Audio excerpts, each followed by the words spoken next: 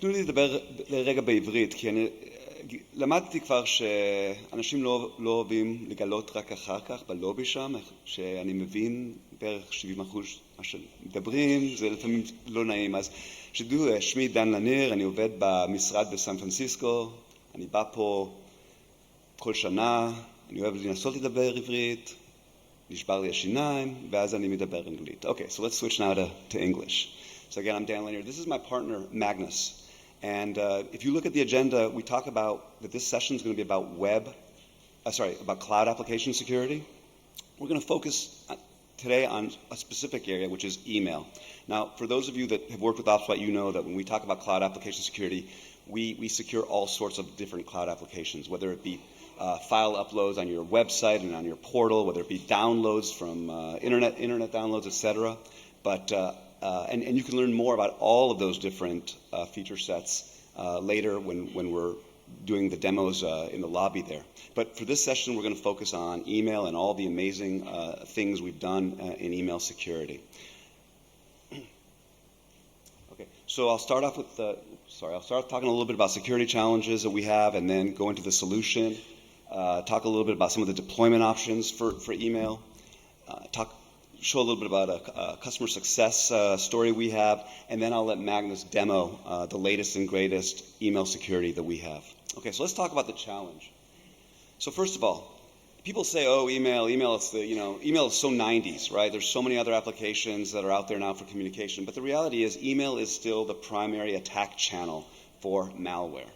It's the primary attack channel for malware, it's the primary attack channel for ransom distribution. Okay, and for all those people that say email is dying, no, it's really not dying.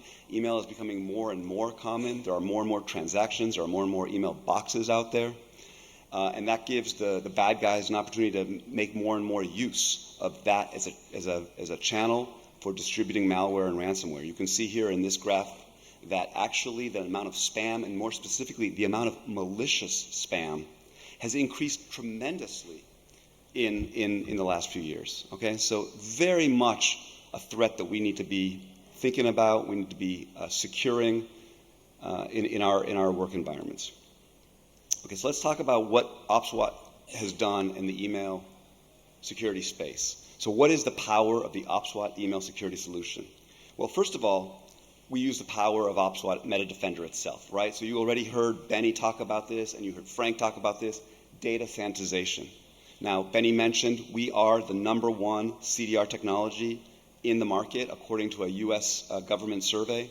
I've also had people at Cybertech here in Israel. I've had people from well-known cybersecurity companies at Cybertech come to me and tell me that in their research, MetaDefender CDR is the top CDR in the market. Unfortunately, nobody that works in cybersecurity ever wants to be quoted, ever wants to attach their name to a quote, but we have a very, very powerful CDR. We have 47 file types that we support today, and that number is increasing.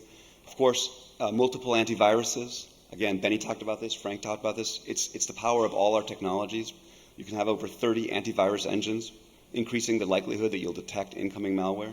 And data loss prevention, which is great not only for inbound emails, but also outbound emails. You want to make sure that emails that are being sent from your organization out into the world don't contain sensitive data. The DLP solution can help you with that. So it helps you secure outbound emails as well as inbound emails, right? So this is the core of every one of our technologies. Everybody that's going to come and speak to you about the power of OpsWatt will talk about these elements. But in addition, we have a lot of email specific security features.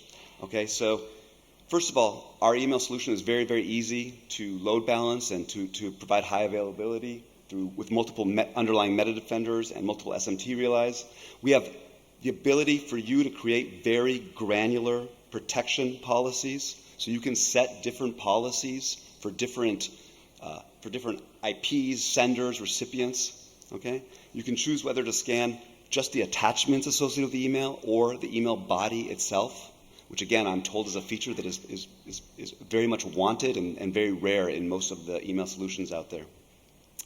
And the list of the stuff that our email does goes on and on. I'm just going to go through a couple more. First of all, the way you configure your disclaimers. So as an administrator, you want to make sure that that recipients of the email understand what happened to the email.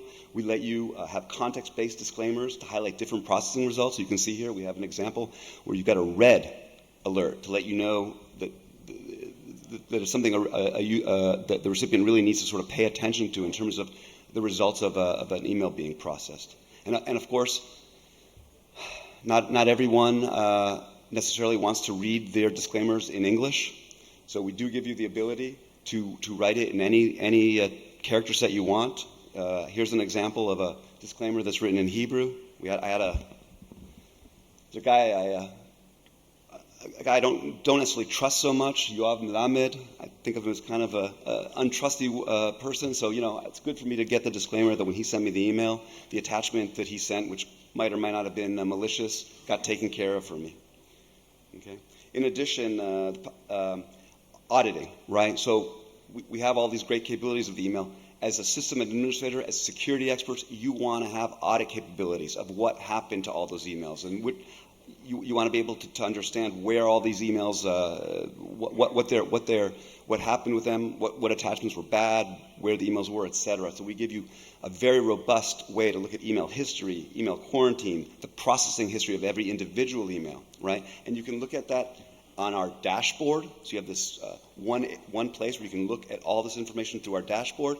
But of course, for many organizations, they want to integrate that to a syslog system. And we support that too. We support the CEF format as well as other formats so that you can integrate the data from this solution into your overall system information solutions. Frank already mentioned in the area of critical networks and the kiosk solution and the Vault solution about self-service encrypted archive processing. So obviously encrypted archives, we need a password. The system needs a password before it can actually do the processing, the security processing on it. We give the ability to let the end user, the recipient, very quickly understand that there's an action he or she needs to take to provide that password, to allow the processing to happen, to allow that email to finally get to them, right? And so this is a screenshot, and Magnus is going to show this in a little more detail, the demo of how it's a self-service operation. The end user is alerted that there's something they need to do. They don't need to get the sysadmin or the security experts involved in that action. Okay. We have file name attachment to convey that it's been sanitized. So as an end user, you know that the files you have been sanitized. We have the alerts, like I mentioned, the context-specific alerts, so you can know whether it's, as an end user, you can kind of know whether this is something you need to be specifically worried about or concerned about, etc. And if an email doesn't get to you, as an end user, if the email doesn't get to you because it was quarantined or blocked, you need to know that too. And so our system will send you the end user, that notification. Right? So we want to make sure that for the end user, there's as little disruption to the business that they need to conduct as possible while still keeping them and the organization secure. Okay, so let's talk a little bit about how you can deploy our email security solution, right? So first of all, let me just say that more and more organizations are moving to cloud-based email solutions. We are ready for the cloud. Our email security solution is designed, there's a deployment option that you can use to integrate with G Suite, with Office 365, with any of the other popular cloud-based email solutions. However, we will always be committed to on-prem email as well. We know that's not going away. And so we have a native integration with MS Exchange. We're able to connect to any mail servers slash MTAs, right? We're moving to the cloud. We're still dedicated to on-premise. Here's an example of 3 of the deployment options: our on-premise email gateway, our on-premise native MS Exchange integration, and our cloud-hosted email solutions. Finally, let's talk about another type of deployment option, which is the mode that you want to deploy in. Now, we have over 20 customers in Israel alone that use the email solution. But one of the things we've noticed is that sometimes organizations are a little nervous to just jump in all the way right away and deploy such a solution. And so we want to give organizations the ability to get comfortable with how the email security system is going to affect their overall email integration. We still offer, obviously, the normal, so to do that, we offer what we call BCC or monitor modes, 2 modes that let you see what the system would have done without actually affecting your production email. And once you see what the system would have done, once you've done a proof of concept, or once you've examined this in sort of that passive mode, you can then choose to go into normal mode and have it actually start affecting direct production email, right? So it's the ability to actually just see how the system behaves without committing to it right away. Here's an example of what the normal mode flow would look like. So again, this is normal mode. This is production. This is when you're actually using this to secure your environment. Okay? But before you move this, if you want to understand kind of how it might affect things, you can put it in BCC mode. BCC mode, again, it's not going to affect the actual emails going to your end users in this mode. So they're still going to get the emails as they were sent to them in an unsecure fashion. But you'll also get an analysis from email security as to what email security would have done with each of these emails. Okay? And monitor mode, similar to BCC mode, but you actually have your email security in the flow itself. So you're also seeing how it interacts in terms of the overall timing and processing of the emails. So with that, I want to move a little to a customer success testimonial. I'm going to play you a video. It's a 2-minute video of one of our largest customers using our email security.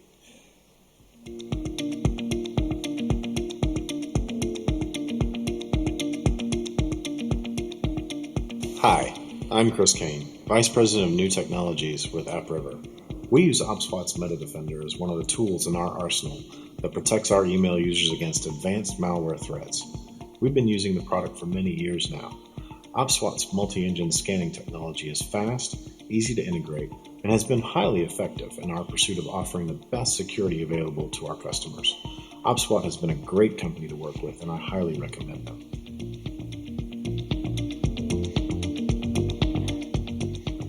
So here in Israel, I don't know if the name AppRiver means much to you. I don't know if it's a known name, but in America, AppRiver is one of the largest hosts of emails for small and medium businesses. They got customers all over the country with large volumes of email. They use MetaDefender and OpSWAT products to keep those emails secured. But enough about me talking about what it does and this and that. Let's move over to Magnus so he can actually show you a little bit about the direct power of MetaDefender, and also just show you how easy it is now to install MetaDefender email security. So, Magnus? All right, thank you, Dan. Let me get this. So, yeah, thank you for switching over. Okay, so obviously, I'm going to show you right now. It's actually not a released version yet, but so some of the features might not be familiar to you if you've seen the product before. But if you want to have an early look at this as well, you can contact any of our resellers, and we should be able of getting you this version. So I'm going to start here by showing you how to configure email security initially. So this is after you have installed basically the MSI. You will be presented with this initial configuration wizard. So what we can do here is we can continue, and as you can see here, so this is a preview, so we don't have a EULA in this one yet. These are the deployment modes that Dan was talking about. So we have the normal mode, which is what you would use for a regular production. We have the BCC mode, and we have the monitoring mode. You can deploy in any of these modes depending on your infrastructure, yeah? And you can afterwards, after you have POC'd or anything like that, you can change back to a production mode without actually reinstalling the product. So we'll go ahead and just choose normal mode here. And I will be presented here with a page where I need to create my username and password. So I will just do that here. Like that. And I need to activate email security. So I have an activation key here. So I'll just insert like that. Like that. And here I come to the first step of actually some email related configuration. So I can choose which port I want our email security to listen to, our SMTP port. Our default port is 10,025, and we are fine with that, so we can continue. And the next question is whether you want to automatically configure email security. This means that create a policy, etc. If you're already familiar with email security from before, you might want to just select no here and continue to create your own policies, etc. But if you're unfamiliar with it, it could be useful, just to help this wizard help you create a default policy. So we're going to do that now. So we have, basically this is regarding the rule that you want to create. We have something called standard protection and maximum protection. Basically the difference in these two is how you would treat content which is kind of unexpected or corrupt in any way. I can give an example of, for example, a corrupt file that could cause an issue for a sanitization engine or something like that. So obviously a corrupt content, we could not really ensure that it's safe or it's okay or it's anything. In a standard protection, this content would still be delivered to the user, but with a stark warning in the email saying that this content, could not pass our checks because we could not completely understand it. It could be corrupted, as I said, or anything like that. A maximum protection scenario, this will be quarantined and it would require an administrator to release it for you. Finally, we have a checkbox here whether we want to use our data sanitization technology or not. So CDR, this would apply then to all our emails, so both email body and attachments. So we're going to choose that, and we're going to do next here. And here comes the slightly technical thing where you need to specify where you want to send the emails after you have processed them. So I'm going to provide a secure connection here to my mail server. So I'm just going to insert here.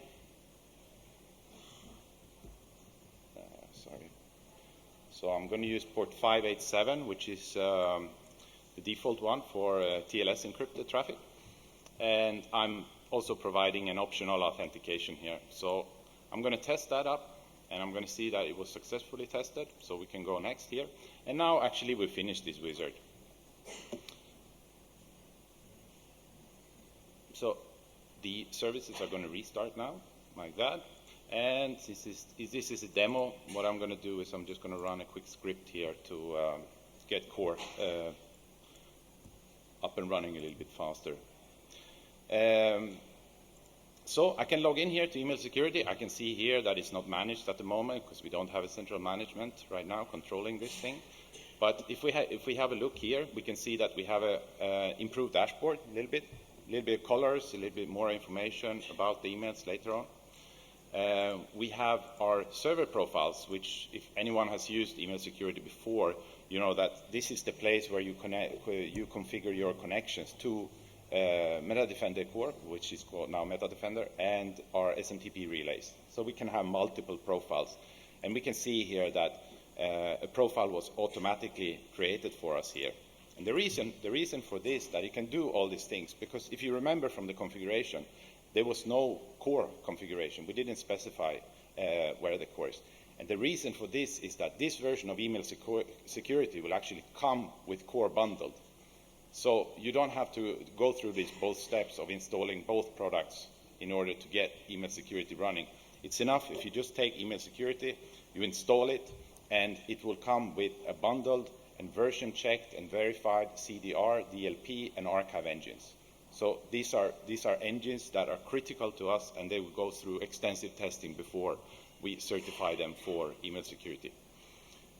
So I'm just going to check out here that everything is okay. We can see here we have email core up and running.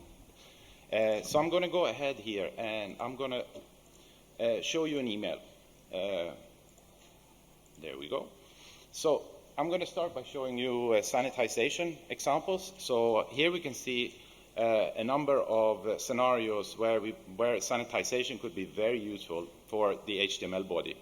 As we can see here, we have 3 links. We have an email address link. So if we click on this one, we assume that it would, send an email, but we can't really be sure. Here we have a click here, unknown where this URL would take us. And here is a URL which looks like it would go to our company website. So what I will do here is I have actually a mail client here as well.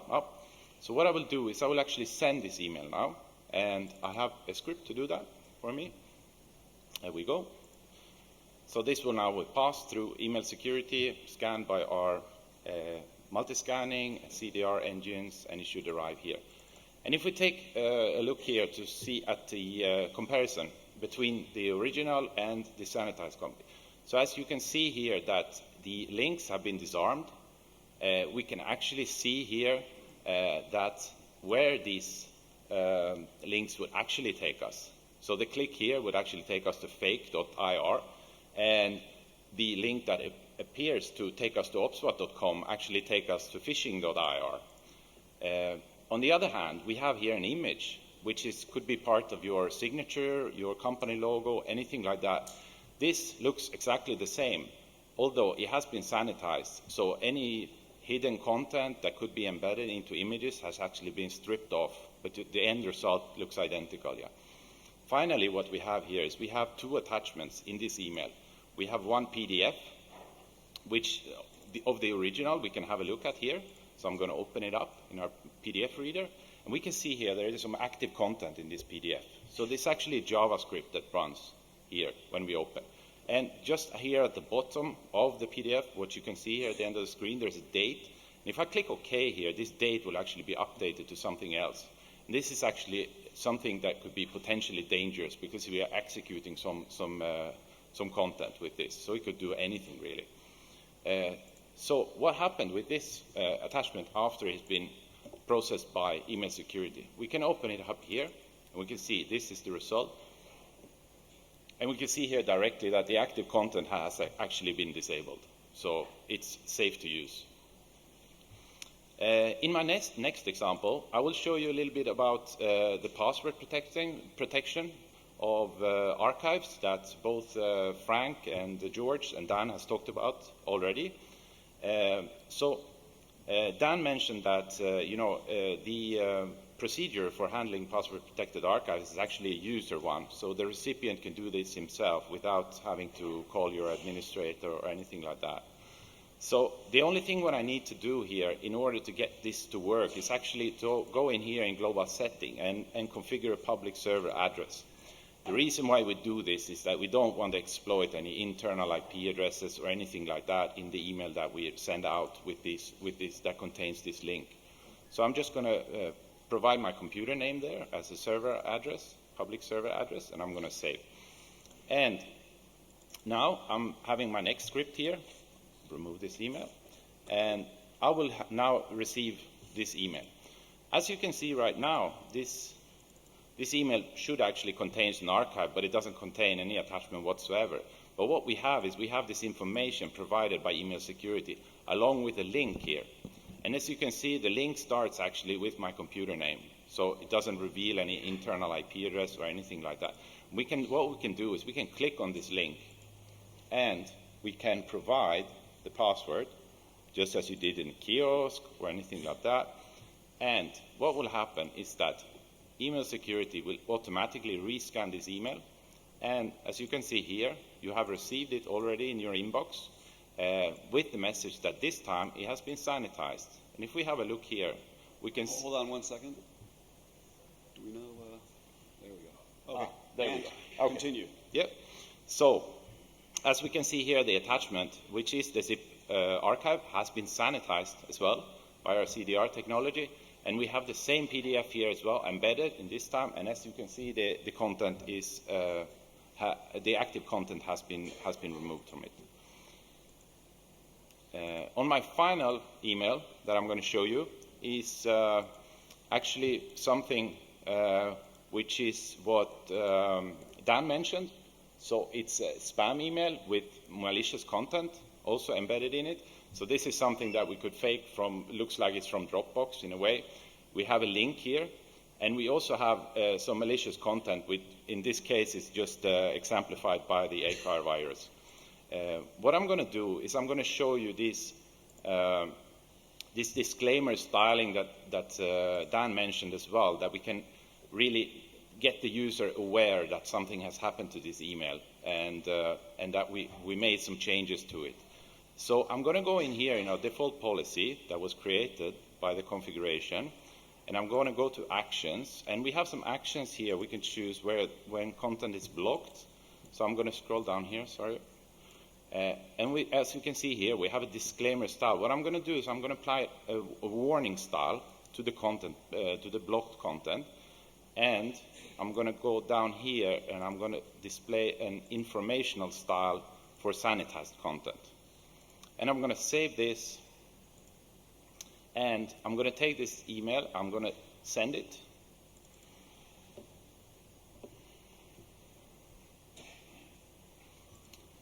And as we can see here now we have actually disarmed this link. We can see here that it actually doesn't go to Dropbox. It goes to dropboxphishing.com. We can also hear with an information that it has been sanitized by email security. But most importantly, email security here in a red background, informs you that we have removed malicious content from this email. And it's safe to use.